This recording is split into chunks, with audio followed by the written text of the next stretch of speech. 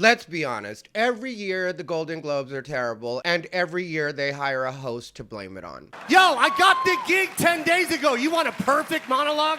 Yo, shut up. You're kidding me, right? Slow down. I watched the full monologue from Jokoy. It wasn't particularly funny. It wasn't particularly great, but I don't really know how it can be a good one for almost any host. You've got all the restrictions that you're dealing with from an award show, all the restrictions that you're dealing with from network TV. You also have the fact that he was hired 10 days before this and was expected to write these jokes while he's dealing with his touring schedule, I'm sure, because I'm sure he didn't completely stop working for the last 10 days. If he did, I would be surprised. I've known Joe for a long time, and one thing I can tell you is he is an actual workhorse. If you ever want to meet a guy with a work ethic, a guy that will jump on a plane in a minute to be where he has to be, Jokoy is definitely one of those guys. So I get it if people didn't like this particular performance, but when people are basically implying in online articles that he's not a funny comedian or whatever, it's like, what are you even talking about? One night does not decide whether or not somebody's a funny comedian, just like one night doesn't decide whether or not somebody is a good actor or actress. Here's another annoying little quote that I read. One prominent director just couldn't keep his opinion quiet. They all showed up. They are all here. And this is what they give us? This is a disaster. Who's they all? Who are we pretending is so great in that audience? Can we acknowledge that there is nothing that great happening in Hollywood right now? Nobody is great like that. It's just what it is. A lot of Hollywood sucks, and I don't know why we're not allowed to say it. What's up, everybody? Ty Rivera here, the absolute best LGBTQ comedian in the world. Before we go any further, I'm just going to ask that you like, comment, and subscribe. If you want to comment but you don't know what to comment, just put a knife. Because you know somebody that still loves the old Hollywood system is definitely going to come for my neck.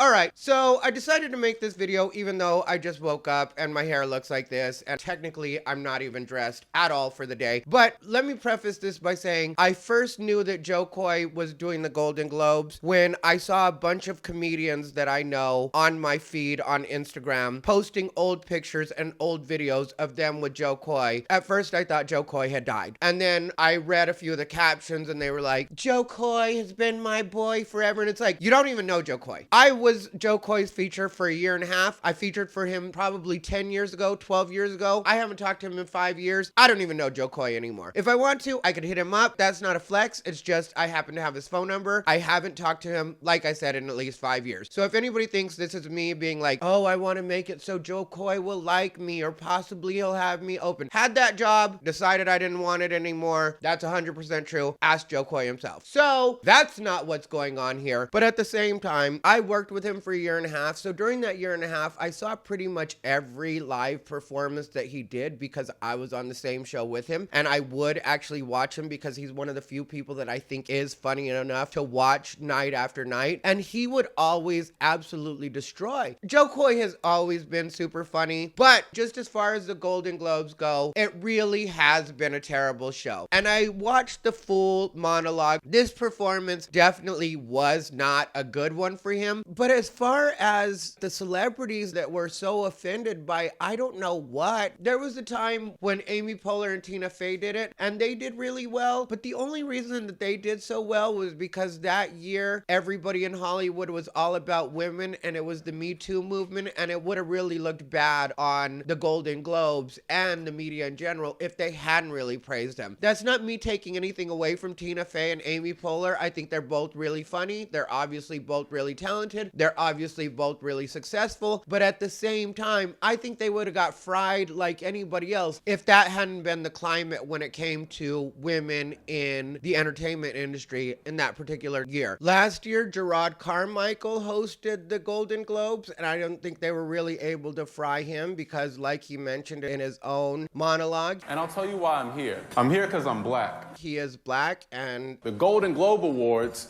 did not air last year because the Hollywood Foreign Press Association, they didn't have a single black member. And the truth is, I think the problem with the Golden Globes is that it is a dying system. It sucks. Nobody wants to watch any of that stuff because we really don't care about these people. Meryl Streep is one of the last great actresses left that really has any kind of mystique about her at all, because now we know everything about our celebrities. Like, I saw an article where they mentioned Jennifer Aniston as Hollywood royalty. Well, we all know Jennifer Aniston can't keep a man, so she's not really that different from you and me, or at least me. But we're not really dazzled by these people anymore. We know too much about them because of tabloid media like TMZ, and also because of their own social media. So it's really like there's not the old school Hollywood mystique where you're like, okay, I don't know anything about this person. I just know they're extremely glamorous. I know I love the way they dress, and I know that I would love to live their life. A lot of people are living their lives now. It was mentioned in an article that Taylor Swift dazzled in a Gucci dress. Well, who can't get a Gucci dress at this point? And we may not get the same one Taylor Swift got, but all of us have access to Gucci. All of us have access to all of the labels that used to be so glamorous. I remember back in the day, Oscar de la Renta, which you never hear that name anymore. I'm sure they're still doing something. I'm not trying to say that they're irrelevant, but you never hear Oscar de la Renta anymore. But when I was younger, people used to talk about Oscar de la Renta gowns, and the stars would be wearing Valentino. And now we, as average consumers, all have access to these clothes and these brands. So there's not even that. And then there was the fact that there's a controversy about a comment that he made about Taylor Swift. But as far as I went, he softballed Taylor Swift. He didn't say anything mean about her. All he said was, the big difference between the Golden Globes and the NFL, on the Golden Globes, we have fewer camera shots of Taylor Swift. I swear.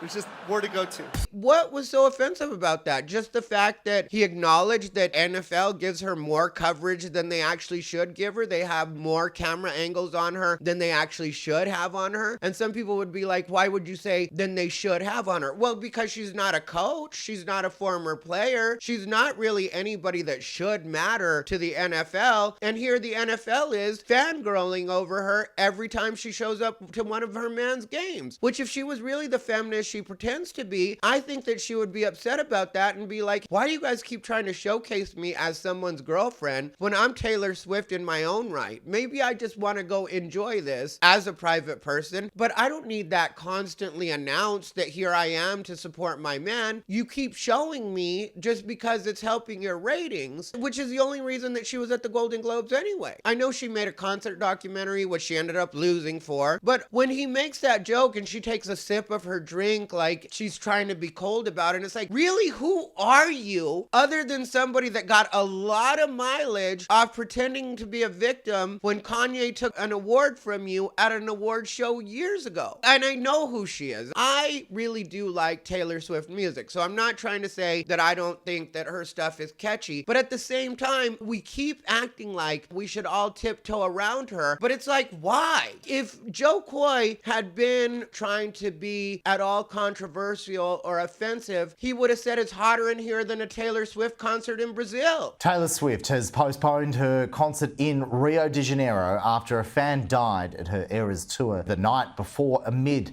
sweltering heat. And then they said that it all went south when he made the joke about the Barbie movie. I just recently tried to watch that Barbie movie on a plane from Austin to Vegas. That movie was so terrible that I felt like walking out, and I was on a plane. So when all he does is a joke about Barbie is on a plastic doll with big boobies. what is the problem there? And then he said, it was kind of weird being attracted to a plastic doll. Just something about your eyes, Ryan.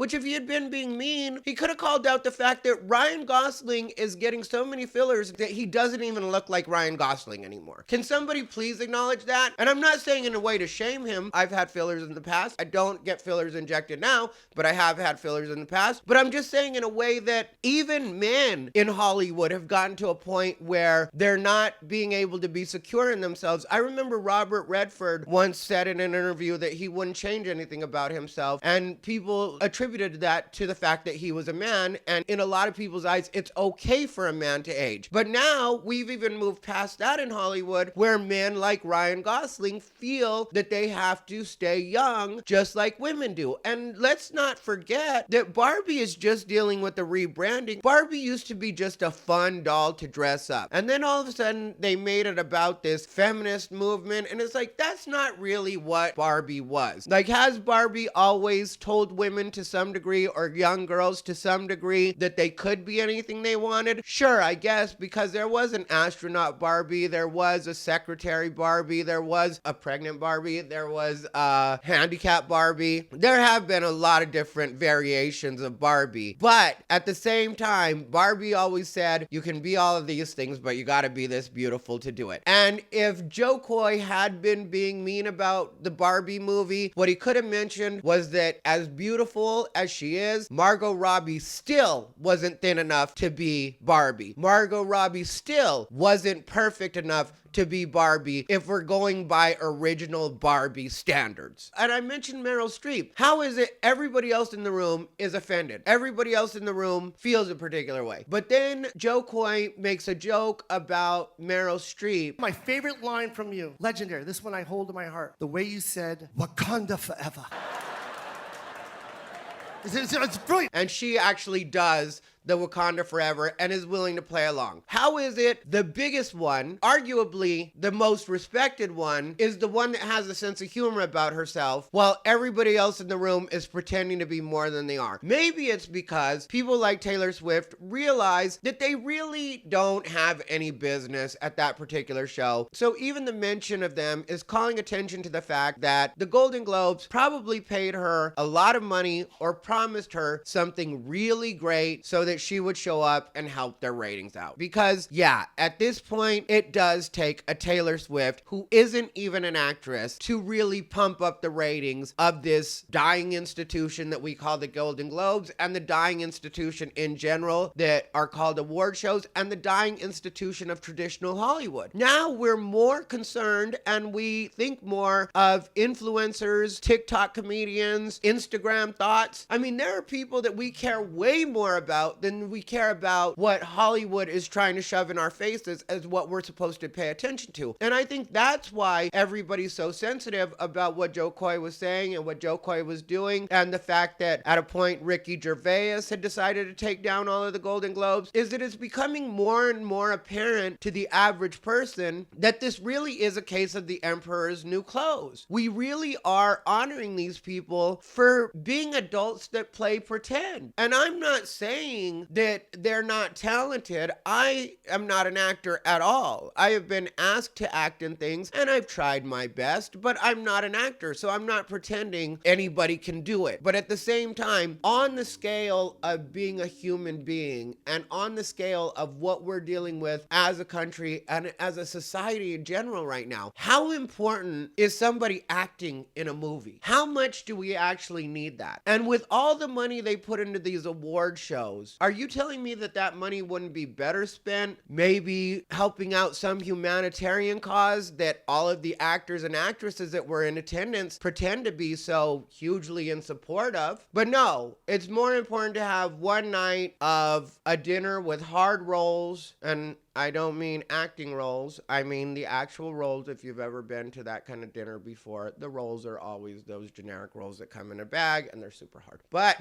it's not something we have to concern ourselves with here. But they're all just there to stroke each other's egos and pat each other on the back. And I'm not really sure why it is we're pretending that these are these sacred events that everybody should be so concerned with, and more importantly, so offended when an MC goes up and does something that you don't like. If it was so important to you, maybe you should have hired somebody more than 10 days in advance to do do that job. If you really felt like it was that big of a deal, why didn't you treat the hiring process with the same gravity that you expect the MC to treat the event with? Maybe it's because it isn't really that big of a deal. And maybe it's because if the host didn't mess up, then you probably wouldn't have anything to talk about the next day. I definitely wouldn't be making this video right now. And everybody would slowly start to realize that the Golden Globes aren't really important at all. And then that might lead to people realizing that the Oscars aren't important, the Grammys aren't important. None of these award shows are important. And none of these people that we're putting on pedestals and telling our young adults and kids to idolize are that important either. Taylor Swift could disappear off the face of the earth and it would not change the way that the world works. I'm not being mean and I'm not saying I wish death on her. I'm just saying that we could live in a world completely without Taylor Swift and it would not change the way day-to-day life works for any of us. Same goes for absolutely anybody in that room, including Robert De Niro, including Marl Street, including Oprah Winfrey. Any one of them we could completely do without, and it would not change the way that the world works. The earth would continue to rotate. So I'm not sure what reverence we're supposed to assign to these people. Then I also saw they were mentioning that Jokoy had thrown his writers under the bus and that it's probably not a good idea. Okay, well, I don't know if you guys know this, but in a lot of cases, these aren't their writers. So when you're saying their writers, like it's Jokoy's hired writers, these people don't work for Jokoy outside of this award show. Jokoy doesn't have writers for his actual stand-up, so when they're like, probably not the best idea to throw your writers under the bus, it's like, those aren't his writers. Those are writers that are hired by the Golden Globes. And nobody cares if you throw them under the bus because in a lot of cases, those people are terrible. That's why they're only behind the scenes and they continue to work as writers. And you notice how almost everything sucks. And then they were like, especially after the writer's strike. Well, as bad as everything is right now, I don't blame the industry for trying to go to AI instead of hiring actual writers. A lot of writers are as uncreative as AI. So let's go ahead and put that out there while we're talking about how great Hollywood is and how we shouldn't throw these writers under the bus. Everything in Hollywood is so sacred all of a sudden, but none of us like anything they're putting out lately. Can we acknowledge that? Everything they're doing is bombing lately, but we're all supposed to pretend that it's still this institution that we're supposed to respect. Casting couch has been a thing forever. We all have known that. The execs have proven themselves to be racist or predators or who knows what else, but we're all supposed to act like this is a sacred institution. Oh, I'm sorry. I didn't realize we were all supposed to pretend that these people were all still sacred cows, even though we know that behind the scenes, there's a lot of terrible stuff happening. But like I said, I really do feel the reason that they're so upset right now is because the general public is starting to see in the most glaring way that this system that we've been told that's so great really isn't that great, and the actors, actresses, and pop stars that we've all been told to worship really aren't worthy, and that maybe all of this stuff that you use to waste money shouldn't be a thing, and if you were really about the causes that you claim to support, you probably wouldn't show up to the award shows to begin with. But I think that if comedians and entertainers were smart, what they would do is just go ahead and tell the Golden Globes and every other award ceremony, you can find your scapegoat for this show in somebody else. I'm not going to be your guy. I'm not going to be your girl. I'm not going to be your they or your them. Anyway, that's the way I feel about this whole Golden Globes debacle and everybody blaming Jokoy. And again, in case you didn't get it, this is not personal, a love letter from me to Jokoy. I'm not even saying that I thought he did a particularly good job with it. I'm just saying what I already said. Let me know what you guys think down below in the comments. I'm always anxious to hear from you guys. Please don't forget to like, comment, and subscribe. This has been Ty Rivera, the absolute best LGBTQ comedian in the world.